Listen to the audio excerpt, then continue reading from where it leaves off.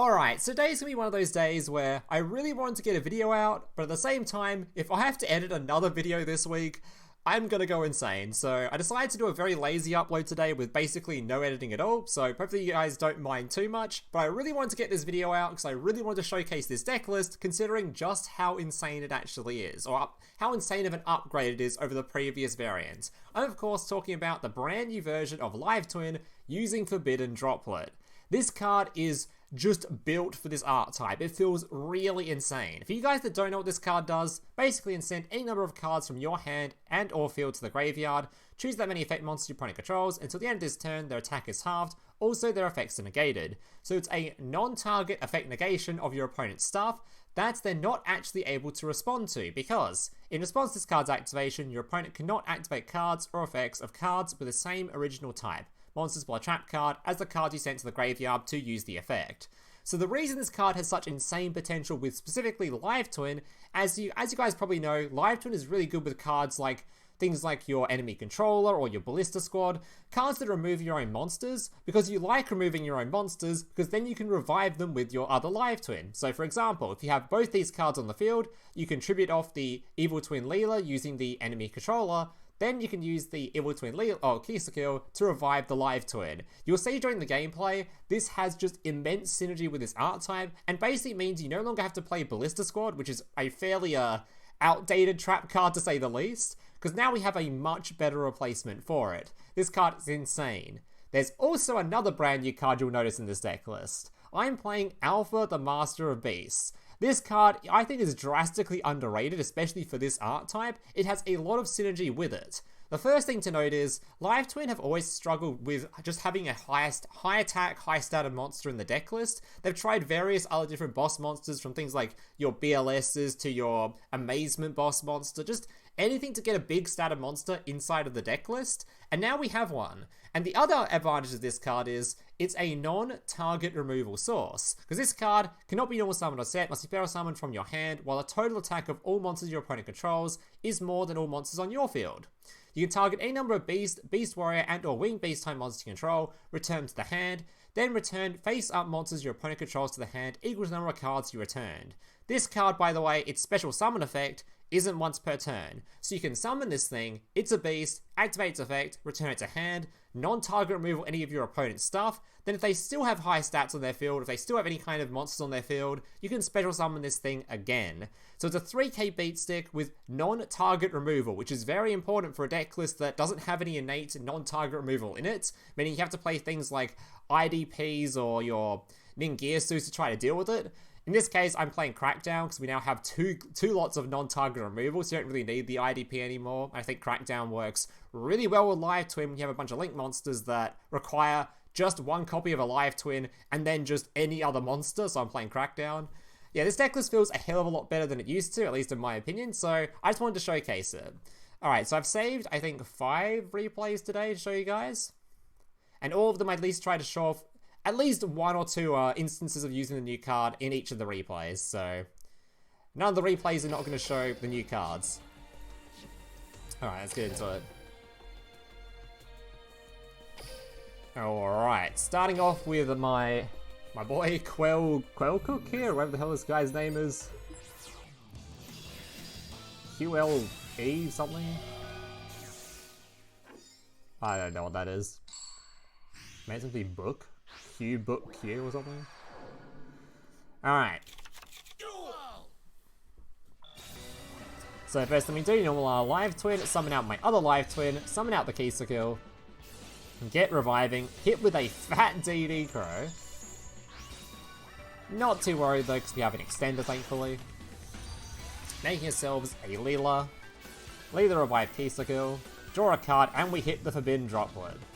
Gain some life points and passing. Now I left both monsters on field this time because I have 2 lots of tributing. Normally you only want to leave one of them on field because you're going to bring one back, then you can pop the other one, then revive it. That's basically how that works. But in this case, because I have 2 lots of tributes, I'm going to just leave them both on field. Alright, opponent tries to summon. I'm going to immediately send my dude to the graveyard to negate its effect. Secret password searching. Alright, reviving, probably one at the back row.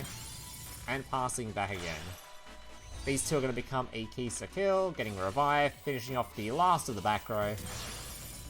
For making the Lil-La. Drawing a card. Unfortunately, can't summon my big guy because he's got absolutely 0 stats on field, but can still just, beat over him. Alright, tries to revive again. Second Droplet. As soon as I activate the Droplet, he knows it is completely donezo. Alright, so hopefully that should have given you a little bit of a taste of just how good this card is with this deck.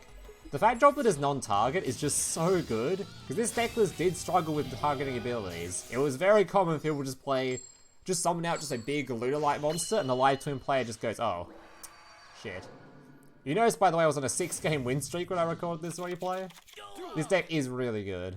Not that's a surprise considering Live Twin was already a good deck, so it's just now a good deck, but now has extra potential good tools for it.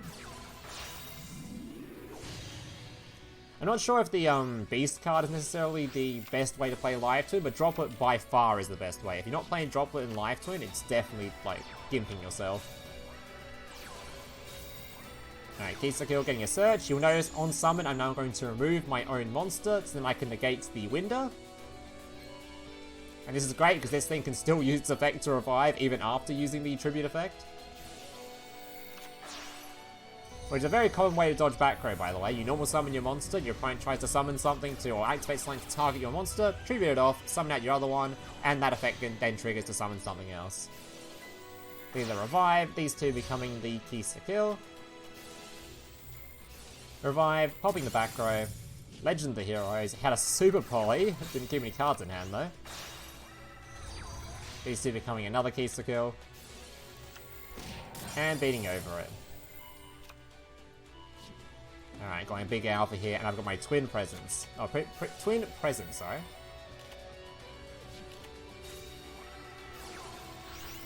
Wait, if we're waiting to summon something that's actually worth destroying. Destroying these cards is kind of weird. I kind of want to wait for them to use their flip effects, because that way when I do remove them, at least, yeah, at least when I do remove them, they can't use the second effect, so they can use one effect per turn. So I tried hoping this card is going to Shadow Fusion in response to that. Something out of Wendigo, which I really just don't care about at all. Then I'm going to swap over my monster for his monster, and draw an extra card. Alright. So now I'm going to tribute off his monster to summon out a Knightmare Unicorn. Discarding to shuffle. And reviving to pop. Look at my hand size, by the way. 4 cards in hand. And yeah, he is just gonna. Alright, so that Droplet obviously very good at dealing with things like Winder as well, so I can out very problematic cards going second. Which is generally the main use of the card. The fact that it's so good going first as well, because it's just a makeshift version of Ballista Squad, on top of being just an insane card going second your opponent can't respond to. Absolutely insane. To be fair, the fact your opponent can't respond to it doesn't matter too much in Duel Links in particular. I guess it matters against like Ancient Warrior, which has a spell and trap negate, but most decks don't really run one. I guess Rocket also has the Void Ogre. Alright, so I think this replay's got to be an Alpha beat. An Alpha the Master of Beast replay. Up against another Shadow player. Playing fucking Volcanic Wall. Not sure why this guy went for the Link monster, then went for the Fusion Summon. You could just use the Magistus that was on the field. Maybe just wanted more light monsters engrave or something. I don't know about that one.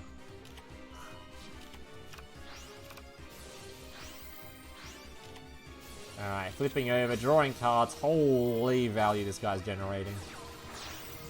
Before ending on just a Winder.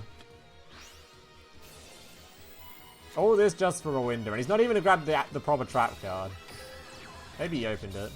I forgot. Alright, summon the beast, non-target removal. Winder is already gone, don't have to worry about it. Can't summon lock me, bro. Alright, summoning back, getting a summon of Ki-sikil.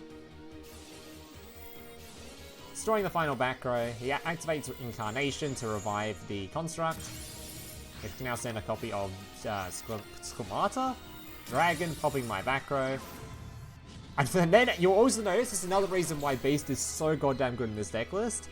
These two cards, even though I've done like a full Live Twin combo and I've set up my field, they total up to only 2200 attack. That's it. So it's not exactly hard to then resummon Beast off the card draw off of a thing like your Ki-sikil draw into it. You can probably still summon it in a lot of scenarios just because one monster on your opponent's field is probably enough to summon the Beast with a deck list with this low attack stats. So this card just feels really good.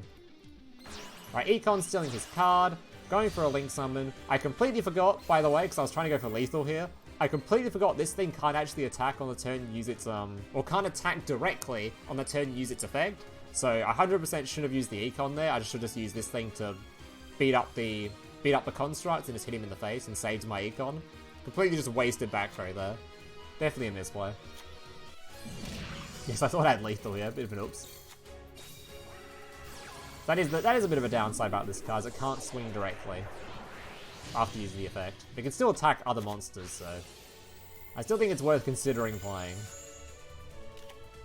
Especially in a deck that hates deck lists with targeting effect, or non-target cards, or cards you can't target. Alright, popping his construct once again, he's adding back his trap card. Finally actually grabbing the Schism. Don't know why he didn't grab it the first turn. Then mills his deck when he has 0 cards left.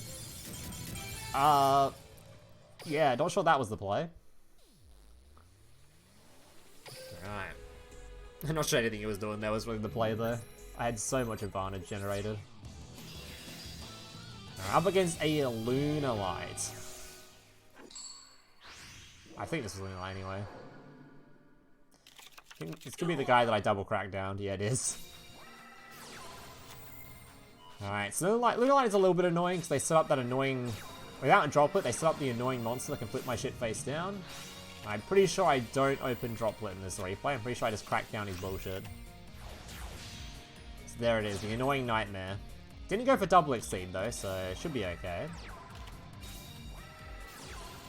Getting a search, grabbing Kaleido Chick. I'm going to crack down, taking that monster. Then on my turn, I'm going to crack down his monster.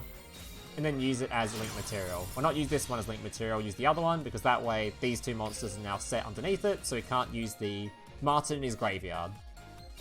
Unfortunately, I can't actually summon the other live twins here, so I just pass. Still feel relatively safe though with a warning point on field. Can't use the present, but I have got a warning point. Which is fantastic at dealing with things like Dancer, which is completely immune to targeting effects. So we're just gonna have to fat warning point that for now and pray to God we draw into a copy of either of our non-target removal sources.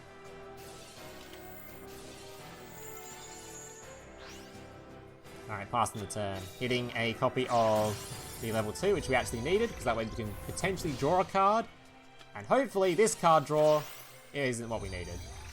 But it's fine, because we have 2 Link monsters on field. The 2 Link monsters can then become a copy of Ningirsu, as we haven't used the live twin effect yet, so we haven't actually triggered the lock to fiends yet, so we can remove it. Hit our opponent in the face, not quite lethal though, but we have a second warning point, which is really good versus things like Leo Dancer, or Saber Dancer.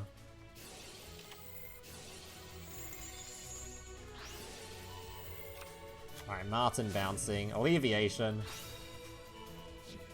Apparently this guy just had no resources left for fusion summoning. What do you have left in grave? Had 2 cards left in grave, and he used one in deck as well. And all he ended on was a Cat Dancer. I guess he's only playing 1 copy of these. The rest of these extra must be Exceeders. Big Turbo Monster and passes. And we hit a Droplet. Fantastic. So Ki-sikil is going to summon back, Lil-La's going to pop. Droplet sending to the graveyard to reduce the attack, reviving back, drawing a card. Needs to become a Knightmare Unicorn. And yeah, he is dead on the field. But just for funsies, we're going to activate our skill and then beat over him.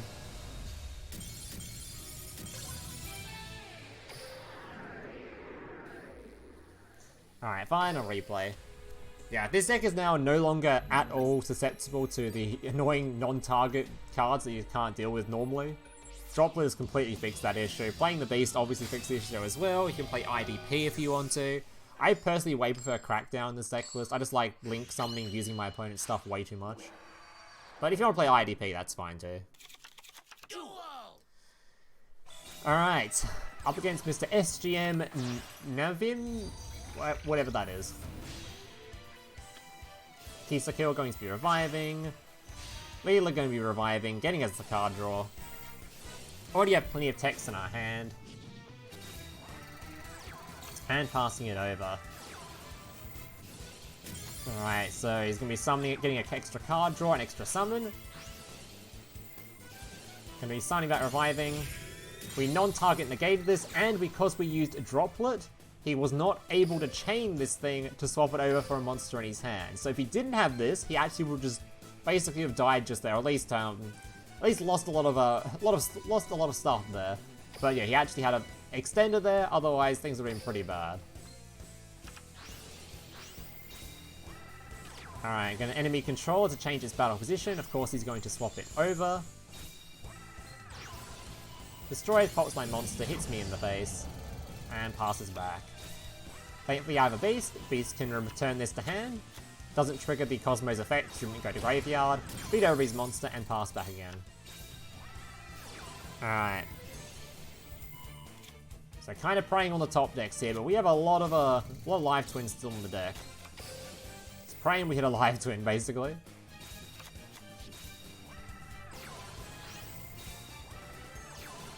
Alright, tries to destroy my card. I can Droplet negate. Alright. Returning it to hand. No one's summoning our live twin something out. And yeah, you can see it's from there. And that's going to do it for today's replays. Hope you guys enjoyed them. If you don't, leave a like, subscribe, all that kind of stuff. I do have a couple of other videos I might make around the latest selection box cards. So if you do want to see those, remember to subscribe, like, and all that kind of stuff. And yeah, thank you guys for watching. Hope to see you in the next one. Laters.